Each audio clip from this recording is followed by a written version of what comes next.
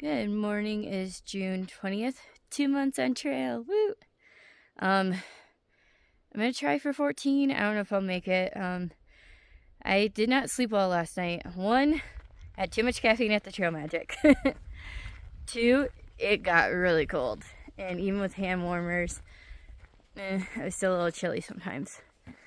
3, my sleeping pad apparently has a hole in it. So my back hurts right now because I woke up to it mostly deflated. Well, like half deflated. And I blew it up, and just in case, like, I was like, maybe I didn't like click the top closed completely. No, it's got a slow leak up somewhere, which might be wear and tear, but I think I've noticed like thermarests don't hold up very well.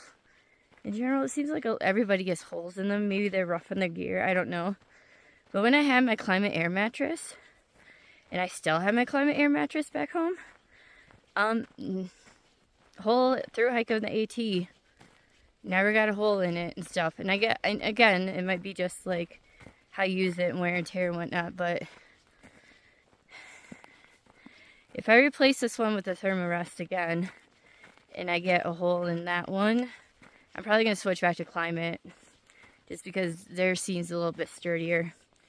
And I'm not saying I expected my thermarest to last the whole through hike, but sort of, kind of. But anyways. So yeah, just hiking along. Gotta make it to the water cache in like 6-something miles. It's like 9 a.m. I'm supposed to meet 2 other hikers there around noon. I'm going to be late. But, oh well, I'll catch up to them. And, sorry, my arm's getting tired. Anyways, we're doing good. We're having a good day. Sorta. But yeah, I'm gonna get hiking.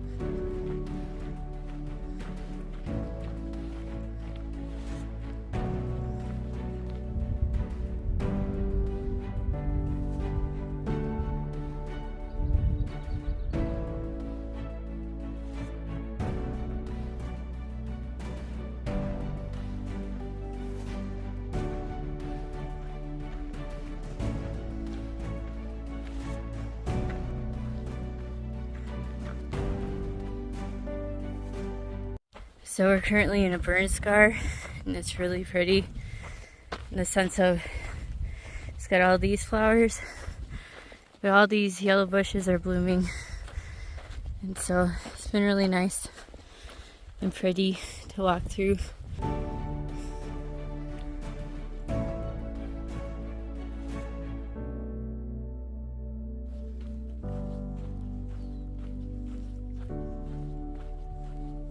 Just found a new plant, I believe.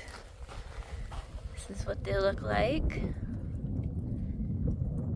It's pretty neat.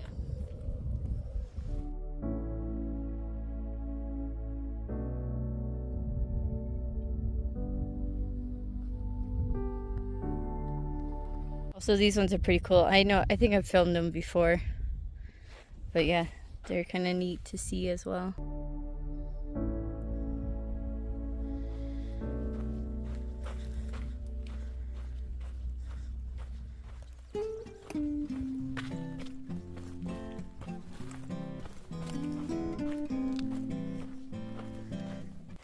Sorry for the wind noise, but I just noticed something in the distance. There's a snowy peak up there. I wonder if that's the Sierras over there. Maybe it's just clouds. It's really hard to tell from that distance though.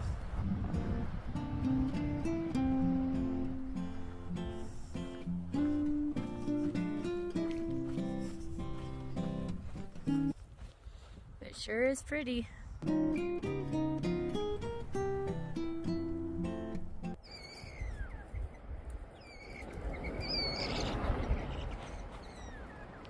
So she must have a nest nearby.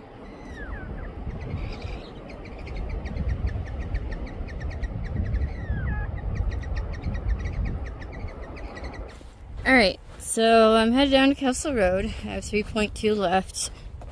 I kind of took my time through like sort of a 0.5 section where I sort of had cell phone internet reception. So like I could receive texts, I could send texts, I could check my email, but I couldn't like connect to Instagram or Facebook or anything, which is kind of disappointing because last night I got a Garmin message from my mom. There's some stuff going on at home, and one of my uncles, I think, messaged me on Facebook about it, and I can't check his messages. And from my understanding, pretty much there is no cell service until you get into one of the towns. Like even at Walker Pass, there's like very limited. I should say there might be very, very, very limited cell service as far as calls and stuff, but there's like no internet. Like the signal isn't strong enough to support any type of 5G or 4G or whatever. But that's okay. But also, I got text messages from Lady, who is with Island Girl, and they're the people that we were supposed to be meeting at noon at this water cache, but they have completely changed their plans, which is okay. But I just didn't get the messages till now, which I'm grateful for. Otherwise, I would have been just sitting there waiting, possibly trying to figure out where they were. But they decided not to hike Sobo, is what it sounds like, at all. And that they're going to Oregon and to the Oregon Coast Trail, and they were wondering if I was going or not, because now another person wants to go to Oregon, Lady's brother. And basically, I mean, I don't know how big Island Girl's car is, but there's not enough room, I'm gonna assume, for all of us, if I wanted to go. So since I'm kind of the odd man out in this situation, and I also was already leaning towards not going to the Oregon Coast Trail, I kind of want to skip up to Chester and try to keep going north on the PCT. So I sent her a text message back, basically told her I will not be joining them for that trip. So yeah, I hope they have a fun time. Right now, Gandalf the Red, who's also part of that group, is somewhere ahead.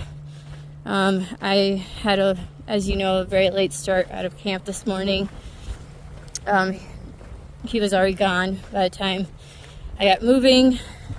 I'm gonna assume he's waiting at the water cache. I'm not sure. I don't know if they've messaged him at all with any updates. I don't know if he's even tried to check his phone to see if he has service.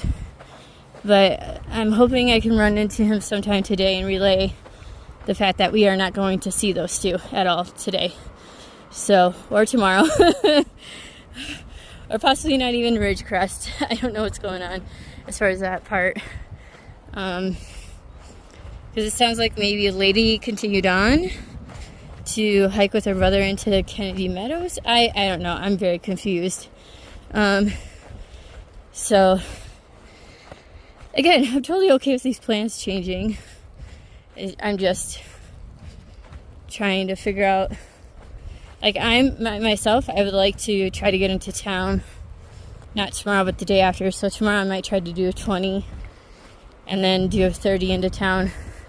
I'll take a look once I get down to Kelso Road at the water cache to see how much farther we have, and then go from there. It might be less than what I'm thinking it is.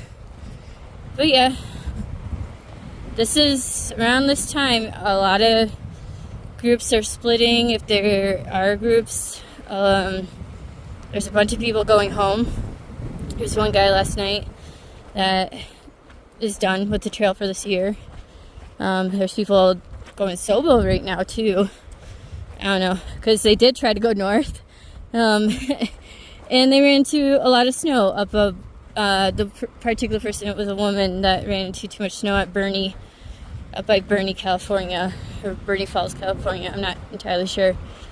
So she's now going Sobo down by Walker Pass. So yeah, it's an interesting year with all the historic snowfalls both in California and Oregon. Sounds like Washington's melting out pretty well, pretty quickly. Like I said, I'm gonna keep trying to hike north as best I can, but I am not stepping foot in the Sierras. I don't know if you can hear me over this wind. I'm so sorry. I'm not stepping foot in the Sierras because if I ride my permit right, my time does not start until I head north from Kennedy Meadows. So I'm not touching that. It might just be a technicality.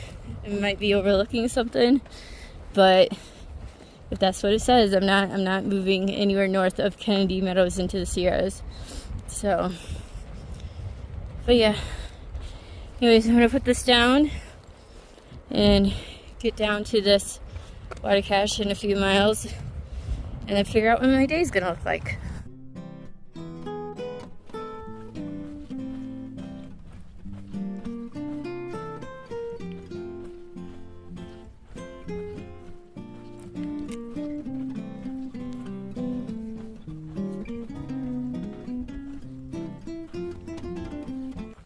Less than a mile from Kelso Road, but it looks like we're gonna be in some desert scrubland for a while. Oh, I was kind of hoping we would get out of this. That's alright. The more I put my feet forward, the sooner I get done with this. Alright, just got done having lunch at the water cache. Oh, hey, there's a trail register. I didn't realize that until I pulled this out. Just give me a second. Anyways, I can't say remember what I was saying right before that trail register. Anyways, but yeah, so had lunch at the water cache, and while we were there, Devil Fish, the guy that maintains the water cache, came up with a friend with more water, and we got a teeny bit of trail magic. He had some Cokes and some Gatorade, and so I took a Coke, so did most of the guys that were there hanging out. But yeah, I'm gonna go another 7.5 miles for the day, and it was windy, but I turned this corner and now it's not. But yeah, the next water is 15 miles from here, so we're dry camping, me and Gandalf the Red, and then tomorrow will be around a 20-mile day, and then that should put us around 8 miles from town. So at least that's my plan at the moment. I still have to double check how the camping works out for around 20 miles for tomorrow. It might have to be an 18-mile day or a 21-mile day, you know what I mean? So, and the water too, I'll have to check on that. But yeah, now we're back in the desert, full on for the next little while, and just gonna get hiking. Bye.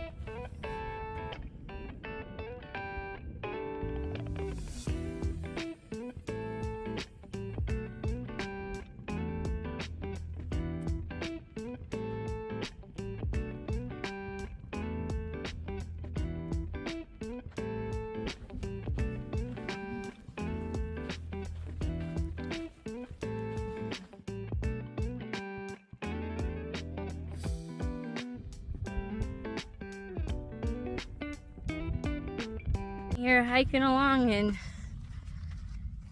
I see a guy coming sobo. Guess who it is? It's Giver! I truly did not think I would see him again, but he was like, no, we probably will see each other again, because I didn't realize he had more sections to do sobo to fill in. And yeah, so he's on his way to the water cache, so we talked for like 10 minutes. And he's like, you know, I still have 100 miles in Oregon, so you never know, maybe in August. I think I'll be through Oregon by then. My plan is to be done with, hopefully, if I go, okay.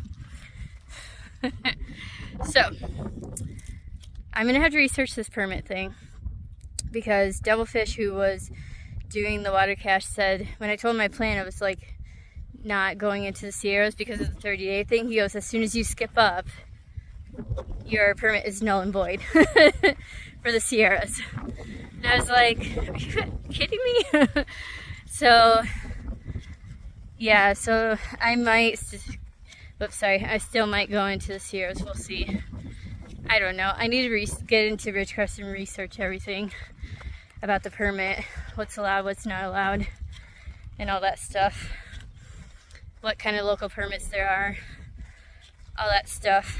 So yeah, I need to just do a bunch of research, because now I'm like, well, if I skip up and my permit's null and void, why not try for lupine and do the roadwalk? Because at least I get a little bit of the Sierras in case I don't get to do the rest of it because of damage and stuff. So I got a lot of research to do. I got a lot of thinking to do. But yeah. Right now I'm gonna go find a bathroom spot. One thing that's been really different the past, I don't know, 2 weeks or so. I don't know if I mentioned this before, but like before, when we'd have conversations as hikers, it'd be more like, you know, what we hiked through, the train we hiked throughout the day, or maybe the upcoming town stop, or just like general conversation about whatever.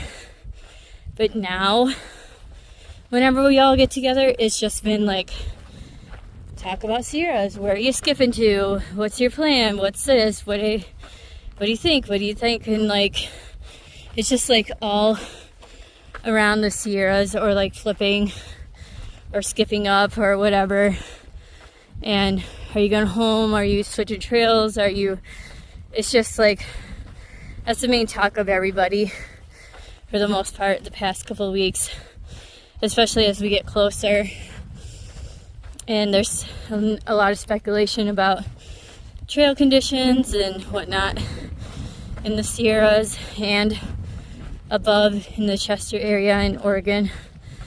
So, but I just need to get into town, go through all the PCT 2023 posts, go through far out, maybe even get to the library, research the PCTA, a little bit more about the permit, what's allowed, what's not allowed, all that stuff. Check into local permits and all that. And then I can get a better picture of what I want to do. Also, one more last stop before I focus and zoom. I want to say a huge thank you to Devilfish, the trail angel that maintains the 2 water caches in this area. We were talking about it during lunch, all of us hikers and stuff, and Steelcat had mentioned about his research in this area because he's from Canada. Anyways, he saw that this was a 54-mile stretch of without water. And if those water caches weren't there, we'd be in a world of hurt. So thank you so much for doing that. And the reason why I stopped, we have a cacti blooming. Oh, there's a bee in there.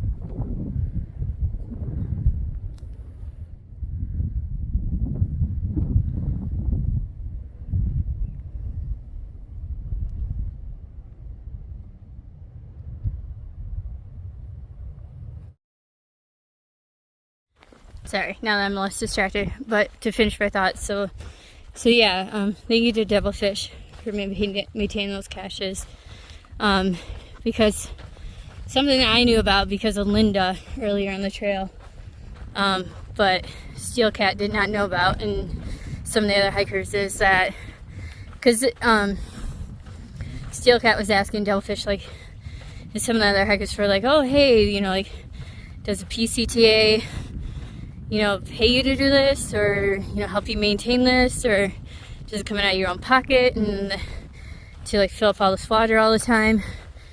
And Devilfish was like, no, the PCTA does not support water caches. They don't want really water caches to be around because they want the trail to be more difficult in a way. They want the trail sorta, and I've heard this also from Linda and a few others, that they want to make it the way that it is originally in a way, so that it may deter less hikers from being on the trail.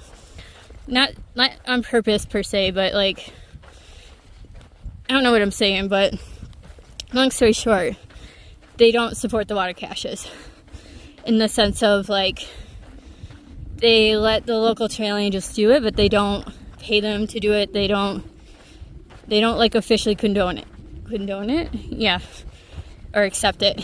So, but like I've said before, I think in one other video, is local trail angels, some of them are previous thru hikers, some of them are hikers in the local area, some of them know family members that have thru hiked. You know, they're usually very, very close to the trail in one way or another through the hiking community, and they know how rough these sections are. And so they took it upon themselves once upon a time to provide water for hikers. So, in like stretches where it's the most needed. And I can't thank every single one of them enough for that. It makes our hiking lives a little easier as well, and we definitely appreciate it every time we come across one. So yeah, anyway, so that's my 2 cents on that. And now I'm gonna get off of this and continue walking through this desert for the next 5 miles or so until I get to camp.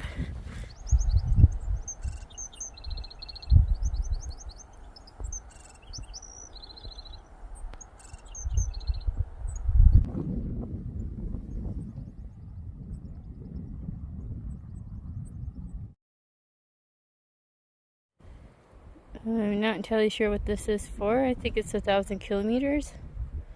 Maybe? This is trying to spell out something, but I'm not entirely sure what that is either. But yeah. Congrats. If it's 1,000 kilometers, congrats to all the Europeans and Canadians and everybody else that's not American uses the kilometer system. Anyways, I'm a little tired. I'm going uphill again at 1.9 to the next